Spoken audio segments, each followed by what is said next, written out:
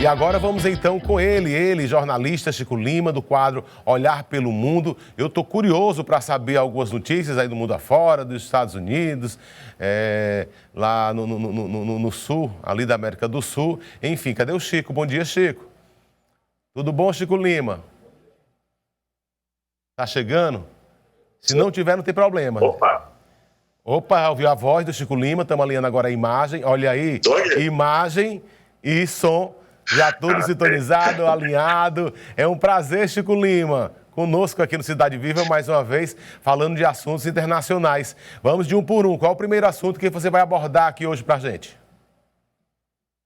Bom dia, Lércio. Bom dia a você, a todos que estão nos acompanhando aqui no Cidade Viva. A gente começa lá nos Estados Unidos, estamos num processo de início da campanha eleitoral lá nos Estados Unidos, que, claro, importa ao mundo todo, né? Então, ontem aconteceu o segundo dia da convenção do Partido Democrata, né, que Joe Biden é o candidato democrata. Ontem ele foi oficializado, uma cerimônia, assim, na verdade, mais para oficializar mesmo essa indicação, porque ele já tinha conseguido a maioria dos votos, os mais de 3.900 delegados, lá em junho, né? Então, ontem aconteceu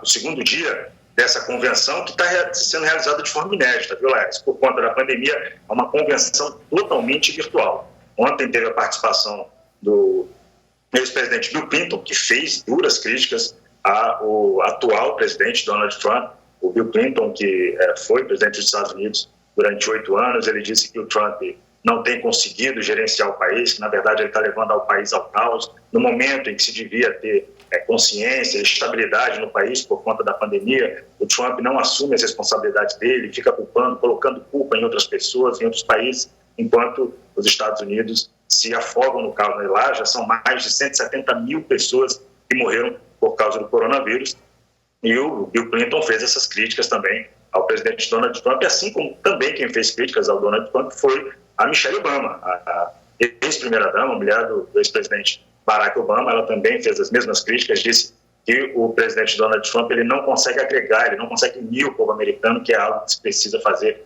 nesse momento.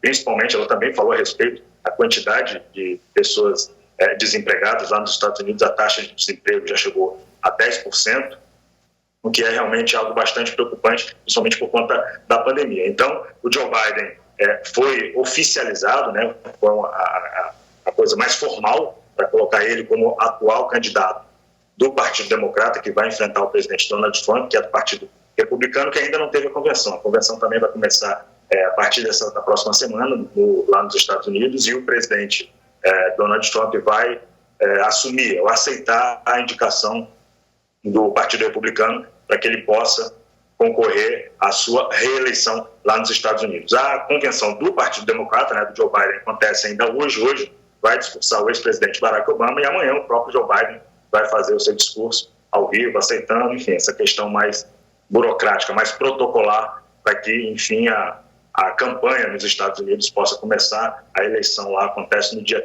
3 de novembro, Laércio. O Trump, ele vai seguir aí um caminho bastante complicado, né? Bastante difícil, mas ele está confiante. Ele retrucou aí o comentário da Michelle Obama: sente-se para ver, espere para ver, sobre o resultado, sobre esse comentário que ela fez, né? Bem, e será que ele tem chance, com tantos pontos negativos para ele, mas antes da pandemia ele tinha elevado aí a economia dos Estados Unidos a patamares nunca vistos e tudo mais? Você acha que ele tem condição ou vai ter muito trabalho mesmo para ele enfrentar aí uma reeleição? Olha, Léo, as chances maiores são dele, né? São dele, do Donald Trump. A gente sempre lembra que quem está no poder tem a máquina administrativa que, querendo ou não, dá uma visibilidade maior. Então, o Donald Trump, assim como os outros ex-presidentes dos Estados Unidos, ele tem uma chance maior dessa reeleição porque está sendo mais visto. Todos os dias ele está fazendo suas ações, mostrando benefícios que o governo federal vem realizando no país inteiro. Inclusive, o Donald Trump, os recursos, né, lá do auxílio emergencial, digamos assim, dos Estados Unidos por conta da pandemia, para as pessoas que precisam, ele assinou todos os cheques, né, os cheques que foram enviados para essas pessoas eram assinados do presidente Donald Trump. É uma forma também de exaltar a figura dele como presidente nesse reforço, nessa ajuda às pessoas que estão precisando lá nos Estados Unidos.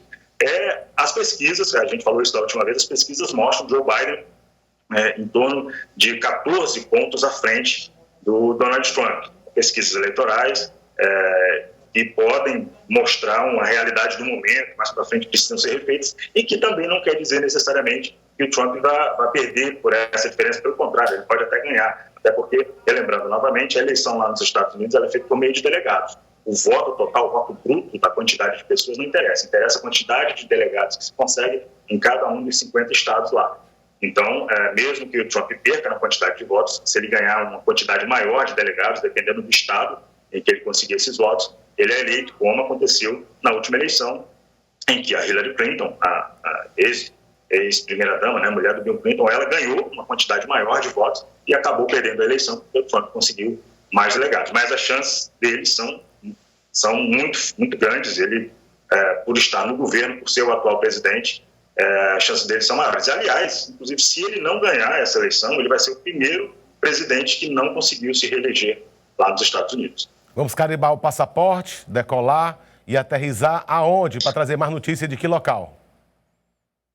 Vamos continuar aqui na América, só que a gente sai da América do Norte, vem aqui para a América do Sul, o nosso país vizinho ali, o Uruguai, que está reabrindo as fronteiras para os europeus, né? Os turistas europeus que quiserem visitar o Uruguai já podem, o país está reabrindo no meio dessa pandemia, né? As fronteiras, a maioria dos países ainda estão fechadas uns para os outros, mas o Uruguai reabriu as fronteiras para turistas que venham da União Europeia possam entrar no país. Na verdade, assim, é meio que uma forma de agradecer uma troca, já que o Uruguai foi o único país da América do Sul que conseguiu autorização para que seus moradores, né, seus habitantes, possam visitar a União Europeia. De todos os países aqui da América do Sul, a União Europeia só permitiu que os moradores, os habitantes do Uruguai possam ir. Isso por quê? Isso porque o Uruguai tem realizado um controle muito forte da pandemia. Lá, para efeito de comparação, a população do Uruguai ela é similar do Piauí, o tamanho do Piauí. O Uruguai é um país pequeno.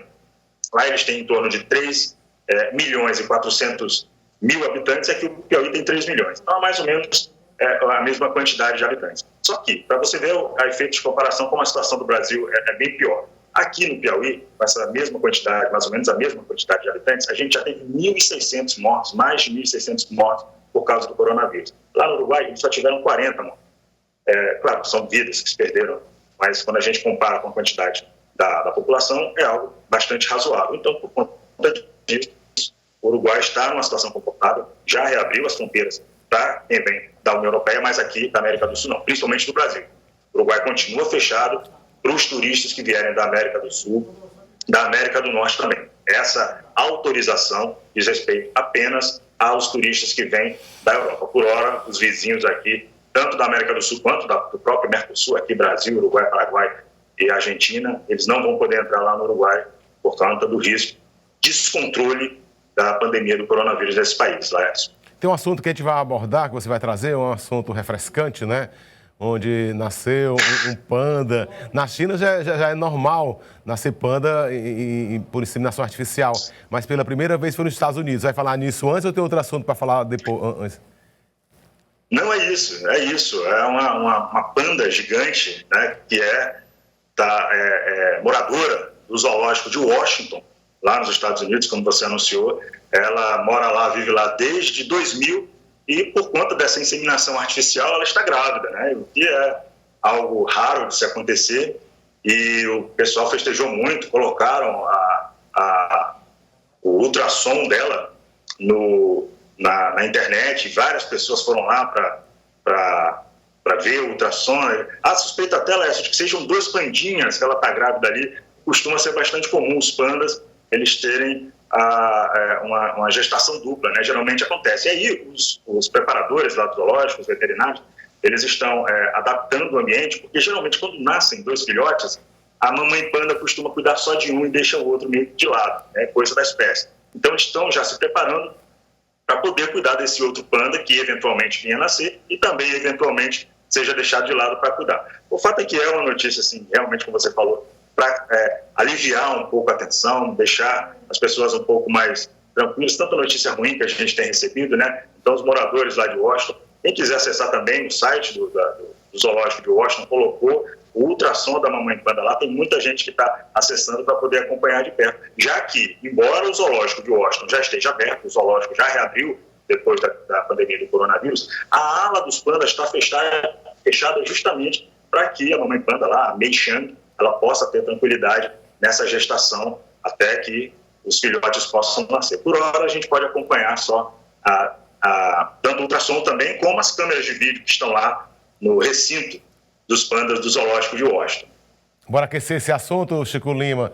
Você já soube notícia, meu irmão, que agora está tendo aí um ciclone de fogo para as bandas dos Estados Unidos? Nossa Senhora, já ouviu falar? Se não, apura esse assunto, que eu já estou preocupado, né? Aqui tem notícia no Brasil que vem uma frente fria onde vai até nevar pelo norte, pelo centro-oeste, né? Então a natureza está trazendo muitas surpresas para a gente.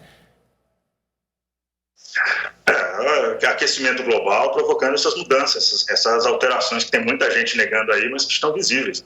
Qualquer pessoa que observar o tempo vai perceber que essas mudanças climáticas elas estão acontecendo. Esses tornados de fogo costumam acontecer em alguns locais. Eu não vi essa notícia que você falou nos Estados Unidos, mas elas não são tão incomuns assim.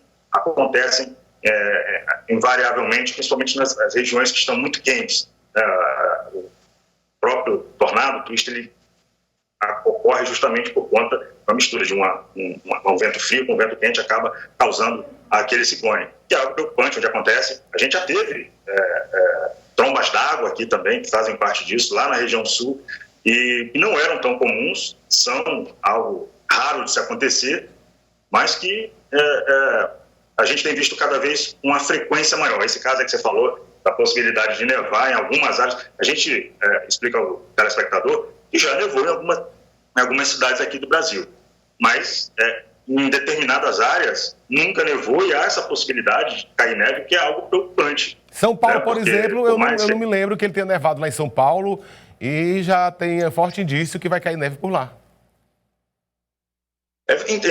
Então, é mais ou menos isso. Eu também nunca ouvi falar. Já tinha ouvido falar de nevar lá para aquela região sul, né, nas regiões mais altas, lá da região sul, Rio Grande do Sul, Paraná, mas aqui do sudeste para cá eu nunca tinha ouvido falar. Essa possibilidade ainda não aconteceu, mas a previsão do tempo já está adiantando. Então, é sim uma amostra de que as mudanças climáticas estão acontecendo, e longe da gente ficar encantado, achando bonito, eu acho que, na verdade, a gente tem que ficar preocupado, porque tem algo de errado. Se começa a nevar em Juboés, no Piauí, por exemplo, onde tem uma grande quantidade de área desertificada, significa que algo estranho está acontecendo, né? Então a gente tem que ficar de olho. Eu já estou com vontade de meter o pé na tubada, Chico Lima, por conta desse redemoinho de fogo, porque geralmente o redemoinho que acontece pelos Estados Unidos vem muita água, tromba d'água, você pode então às vezes se salvar entrando no subterrâneo, onde tem alguns abrigos, mas de fogo aí é complicado. Próxima vez que você vier, traga essa notícia para mim que eu estou querendo saber, tá bom? Vamos trazer. Laércio, eu queria encerrar aqui para a gente uma notícia curiosa, né, que aconteceu lá no Japão. Vamos sair aqui da América do Sul, da América, que a gente está falando dos Estados Unidos, vamos lá para o Japão. Olha só que notícia curiosa. O Japão, ele abriu 2 banheiros públicos em 2 parques diferentes, e o que é curioso é que esses banheiros, eles são transparentes, são de vidro. Ou seja, a pessoa que for utilizar o banheiro, quando ela passa aí, você está vendo na imagem, ela pode olhar, ver se tem alguém lá dentro. O vidro, ele é feito, claro, de um material inteligente. A partir do momento em que a pessoa entra, ele deixa de ser transparente e passa a ser opaco. Ou seja, a pessoa que está lá dentro, ela não é vista por quem está fora. É uma tecnologia que faz com que isso aconteça. Mas quem está lá dentro continua vendo as pessoas que estão lá fora. Foi uma tecnologia que os japoneses criaram em virtude de uma reclamação. Eles fizeram uma pesquisa com os japoneses, que eu acho que, na verdade, se repete no mundo todo. E os japoneses reclamaram de 2 coisas dos banheiros. Primeiro, os banheiros costumam ser sujos, escuros, né? Então os banheiros públicos, elas têm receio de entrar. Então, a partir do momento que se cria esse banheiro de vidro, você vê a qualidade da limpeza daquele banheiro, vê se tem alguém lá dentro também, e está claro, né? Tem a luminosidade lá dentro. Então, você já se sente mais à vontade para poder utilizar. Só que, assim, não há algo que deixa a pessoa tranquila, né? Você entra no banheiro, por mais que exista uma garantia da empresa de que as paredes elas vão ficar opacas a partir do momento em que você entrar, você que está lá dentro continua vendo tudo transparente, não tem garantia nenhuma de que alguém lá fora realmente não vai estar vendo você. Eu, particularmente, me sentiria bem desconfiado de entrar no banheiro desse, né? Desagradável alguém ver você utilizando o banheiro. Chico Lima, me dá a notícia da vacina. Quem está aí na pole position? Se é Rússia, se é China, se é aqui o nosso Instituto Butantan, da vacina do coronavírus, quais são as últimas? Olha lá, a Rússia acredita que é ela, né? A vacina já foi lançada, digamos assim, na semana passada, a vacina russa, chamada de Sputnik V, e a partir daí eles já começaram a vacinar. Essa semana a previsão era de que os médicos começassem a ser vacinados para que outras etapas passassem a ser superadas. A gente falou aqui a respeito da parceria do Paraná, do estado do Paraná com a Rússia. Caso a vacina ela seja realmente efetiva, ela se mostre efetiva, o Paraná ele já vai poder contar com essa parceria, né, esse contrato assinado com a Rússia. Mas, por hora, a Organização Mundial de Saúde não está contando com essa vacina da Rússia. Você falou aí quais são as pole positions. Nós temos 6 vacinas que estão sendo analisadas já na terceira fase. 3 são da China. Uma delas tem testes aqui no Brasil, está sendo feito lá em parceria com o estado de São Paulo, lá através do Instituto Butantan, e tem outras 2 da China que estão sendo testadas, lá na China também, e em outro país que eu não vou me recordar agora. Nós temos uma vacina da Inglaterra, a vacina de Oxford, que é aquela que a Fiocruz, lá no Rio de Janeiro, também tem parceria. Essa vacina também já está na fase 3, já começou a ser testada. Temos também uma vacina em parceria dos Estados Unidos com a Alemanha, né, que é essa de dupla cidadania. Essa vacina também já está na fase 3. O que é a fase 3? Quando a gente fala nessas fases, a fase 1, fase 2, fase 3, é porque as vacinas elas vão sendo testadas em quantidades maiores de pessoas. Para que a vacina ela seja aprovada e possa seguir adiante, ela passa para a fase 1. Eu vou dar uns números aqui a título só de citação de exemplo. Eu não sei se são esses mesmos números, tá? Primeiro assim, se testem 10 pessoas, por exemplo, a fase 1. Aquelas pessoas passaram, não tiveram nenhum tipo de problema, então aumenta a quantidade de pessoas. Agora, a gente já testou 10, vamos testar 1.000.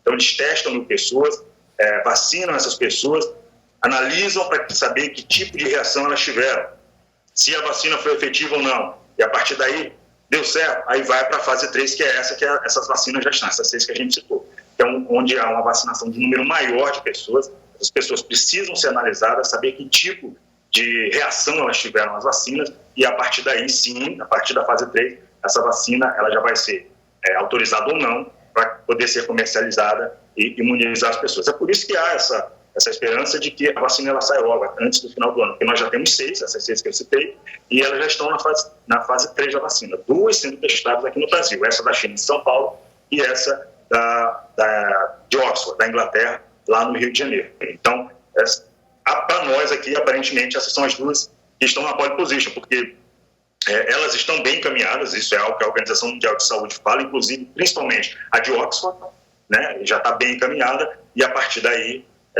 assim que elas forem autorizadas, se houver realmente a possibilidade de que elas venham a ser efetivadas, o Brasil já vai poder adquirir uma quantidade grande desse imunizante para poder repassar para os seus habitantes. Então, essa de Oxford e essa da China aqui no Brasil são as nossas pole positions, que estão largando na frente aí para, quem sabe, até o final do ano, que a gente tenha uma resposta positiva, né? Nosso Delta La Rose, Chico Lima, que tem raízes lá em Alto do Meio, em Campo Maior.